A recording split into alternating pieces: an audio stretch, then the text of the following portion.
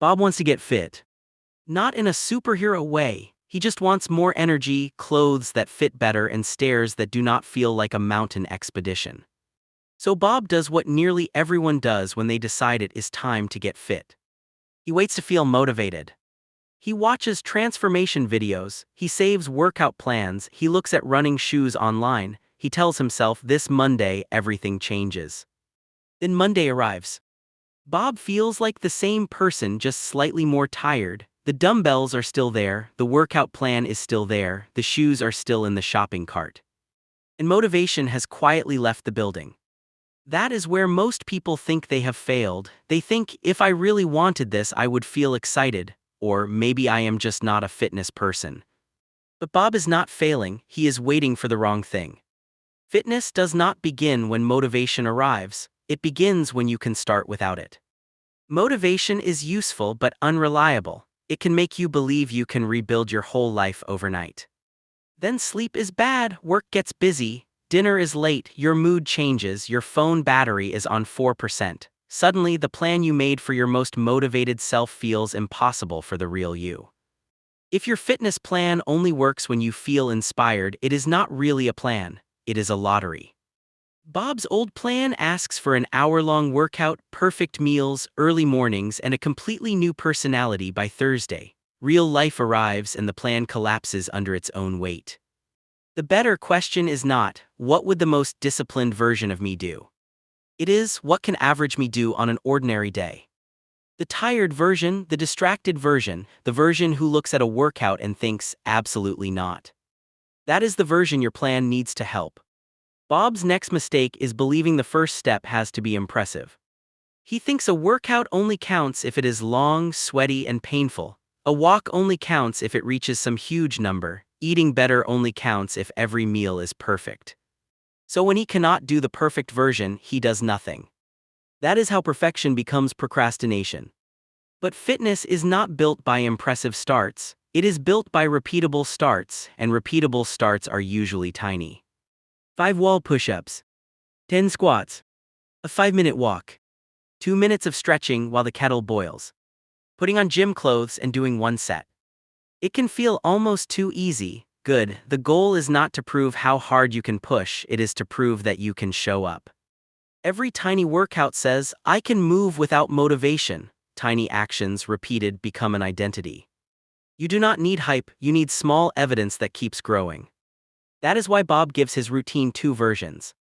There is a full version for days when life is calm, a proper gym session, a run, or a longer home workout. Then there is a minimum version for messy days. The minimum version might be 5 squats, 5 wall push-ups, 1 set with a dumbbell, a short walk around the block, or 2 minutes of stretching.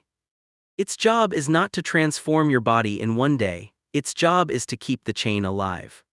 Because the most dangerous moment is not one missed workout, it is when one missed workout turns into 2 weeks away. The minimum version gives Bob a bridge back to the habit. And something surprising often happens. He tells himself he will do only 5 squats, then 5 becomes 10, he takes a short walk, he stretches. Not always, but often. The hardest part was never the whole workout, it was crossing the starting line. So lower that line until stepping over it feels almost ridiculous. That is not weakness, that is strategy. When motivation is low, every tiny obstacle becomes a reason to quit. If your shoes are in another room, that is an obstacle. If the workout plan is complicated, that is an obstacle. If you must choose from 20 exercises, that is an obstacle. If the gym feels far away, the couch suddenly becomes a very convincing plan. So instead of demanding more willpower, Bob reduces friction. He places his workout clothes where he can see them, he picks one simple routine before the day begins, he fills a water bottle, he keeps the mat visible, he puts walking shoes by the door. He makes the first action obvious. The goal is to make starting easier than avoiding. Do not wait until you are exhausted to design a perfect system. Design a simple system for tired you. Tired you is the person who needs it most. Here is one of the most freeing lessons in fitness. You do not have to feel like doing it. You can be annoyed and take a walk. You can be bored and do a few squats. You can be tired and stretch for 2 minutes. You can look completely unimpressed and still make progress. People often wait for confidence before acting confident. They wait for discipline before acting disciplined. They wait to feel like a fit person before doing anything a fit person would do. But usually the feeling comes after the action. You do not move because you feel better. You often feel better because you moved. Bob does not become motivated and then work out. He works out a little and motivation gets a chance to catch up. Action is not the reward for motivation. Action is how motivation is created. Fitness culture can make everything look intense: extreme plans, extreme diets, extreme transformations.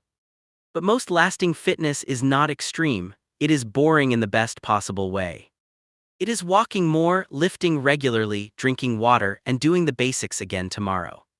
Bob wants a movie montage. He wants dramatic music and a huge turning point. Instead, he gets Tuesday, a short walk before dinner, one set in the living room, choosing movement instead of another long scroll. It may not look exciting, but boring is powerful because boring can be repeated. And what you repeat becomes who you are. Quietly over time. Bob will still miss days, so will you. That is not failure, that is life. The real problem is turning one missed workout into a story. I always do this, I have ruined it, I might as well restart next month. Bob replaces that story with one rule. Never miss twice. If Monday goes badly, do something tiny on Tuesday. If you skip the gym, take a short walk. If lunch is not great, make dinner normal. Do not punish yourself back into consistency. Just return. Fit people are not people who never fall off track, they are people who come back sooner. The goal is not perfection, the goal is recovery. Bob returns to the dumbbells. He still does not look inspired, he does not have a perfect plan or a dramatic new identity. He simply shrugs and starts. 10 squats, 1 dumbbell row, a 5-minute walk, a small stretch. Nothing magical happens, no lightning, no instant transformation. But Bob keeps a promise to himself. A small promise, small enough to repeat tomorrow. And eventually, Bob is not trying to become someone who works out.